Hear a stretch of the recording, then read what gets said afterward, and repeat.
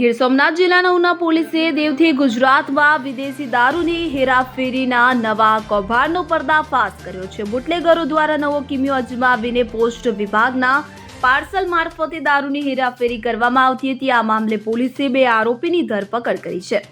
ઉનાને અડીને આવેલા સંઘ પ્રદેશ દીવમાંથી ગેરકાયદે વિદેશી દારૂ ગુજરાતમાં ઘુસાડવામાં આવે છે અને પોલીસે બચવા માટે અનેક પ્રકારની યુક્તિ પ્રયુક્તિઓ અજમાવવામાં આવે છે કે જેમાં વાહનોમાં ચોરખાના બનાવી દારૂ સંતાડીને લઈ આવવો, દારૂ કેનમાં શાકભાજીના કેરેટમાં દારૂ છુપાવીને લઈ આવતા, તો એસટી બસમાં દારૂ છુપાવી લઈ આવતા આવા અનેક કિમિયાને પોલીસે નાકામ બનાવ્યા છે। ત્યારે વધુ એક કિમિયો કે જે ઉના પોલીસે નાકામ બનાવ્યો। Una city police inspector Mahendrasinh રાણાના જણાવ્યા અનુસાર સર્વેલન્સ સ્ટાફને મળેલી બાતમીના આધારે દેલવાડા રોડ પરથી એક્ટિવા સ્કૂટર પર જતા નયન ધીરજલાલ જેઠવાને ઝડપી લીધો હતો। એક્ટિવાની ડેકીમાંથી પોસ્ટ વિભાગના ટેગવાળા પાર્સલમાંથી વિદેશી દારૂની બોટલો મળી આવી હતી। ઉનાના વડસિંગ રોડ પર રહેતા મજૂર નયન જેઠવાએ પૂછપરછમાં કબૂલ્યું કે તેણે દીવથી દારૂની ખરીદી કરી હતી। દીવ પોસ્ટ ઓફિસમાં નોકરી કરતા તેના મિત્ર મયુર બેચરભાઈ ગોયલે આ દારૂને પોસ્ટ પાર્સલ તરીકે દીવથી ઉના મોકલ્યો હતો। પોલીસે વિદેશી દારૂ અને એક્ટિવા મોપેડ સહિત કુલ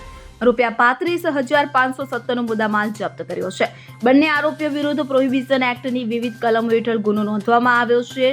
દરમિયાન પોલીસે આરોપી દીવ પોસ્ટ માસ્ટર મયુર બેચર ગોયલે પણ પોલીસે રાઉન્ડ અપ કરી લીધો છે। બંને યુવકની પોલીસે આગવી ઢબે પૂછપરછ હાથ ધરી। અગાઉ કેટલી વાર આવી રીતે દારૂની ખેપ લગાવી છે અને કેટલો જથ્થો દીવમાંથી ગુજરાતમાં ઘુસાડવામાં આવ્યો છે, ઉનામાં આ દારૂનો જથ્થો કોને પહોંચાડવામાં આવતો હતો, કઈ રીતે વેચાણ કરતા આ કારસ્તાનમાં વધુ કેટલા ઇસમોની સંડોવણી છે, આ તમામ મુદ્દે પોલીસે આકરી પૂછપરછ હાથ ધરી છે।